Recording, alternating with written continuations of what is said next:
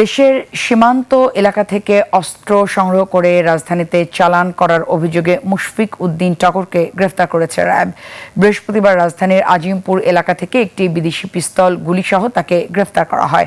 পরে সংবাদ সম্মেলনে এসব তথ্য জানান র্যাব ৩-এর অধিনায়ক।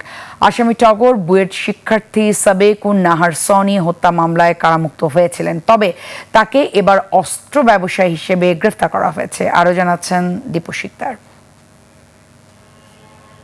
আপনার প্রিয় কাপড়ের যত্নে এলো এনজাইম সমৃদ্ধ Arik silver wash detergent powder 500 গ্রাম মাত্র 70 টাকা। প্রিমার্ক।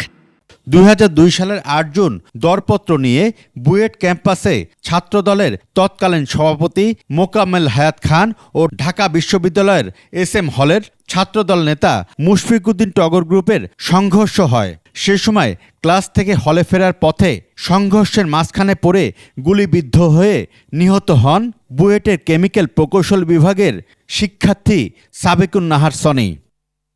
বহুল আলোচিত সেই হত্যা মামলায় ২০০২ সালেই গ্রেফতার হন মুশফিক উদ্দিন টগর। সাজা খেটে ২০২০ সালে মুক্তি পেয়ে আবারও অপরাধে জড়িয়ে পড়েন তিনি। বৃহস্পতিবার রাজধানীর আজিমপুর এলাকা থেকে র্যাব অস্ত্রসহ গ্রেফতার করে টগরকে।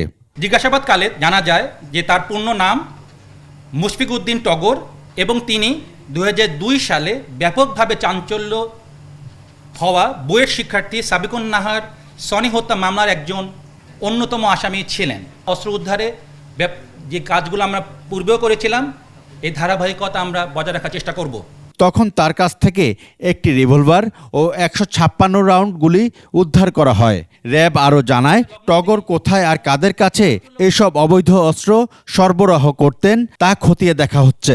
সীমান্তবর্তী এলাকা হতে তিনি বিভিন্ন সময় অবৈধভাবে অস্ত্র ঢাকায় নিয়ে আসেন এবং বিভিন্ন মানুষকে তা সরবরাহ করে থাকেন। যে আলামতগুলো আপনারা সামনে দেখতে পাবেন বা মাস্ক দেখতে পাবেন বা অস্ত্রের যে বিভিন্ন কার্টুজগুলো দেখতে পাবেন, এই সার্বিক বিষয়টা আমরা বিবেচনা করে যেটা বুঝতে পারছি তার কাছে আরও অস্ত্র সন্ধান থাকতে পারে। তার কাছ থেকে মানুষের হুবহু চেহারার মুখোশও জব্দ করা হয়।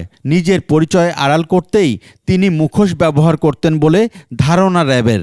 তার বিরুদ্ধে রাজধানীর একটি থানায় মাদক মামলাও রয়েছে। যে কোনো কেউই তার নিজস্ব পরিচয়টাকে গোপন করার ক্ষেত্রেও তিনি ব্যবহার করতে পারেন। দীপু শিকদার, ২১ টেলিভিশন, ঢাকা।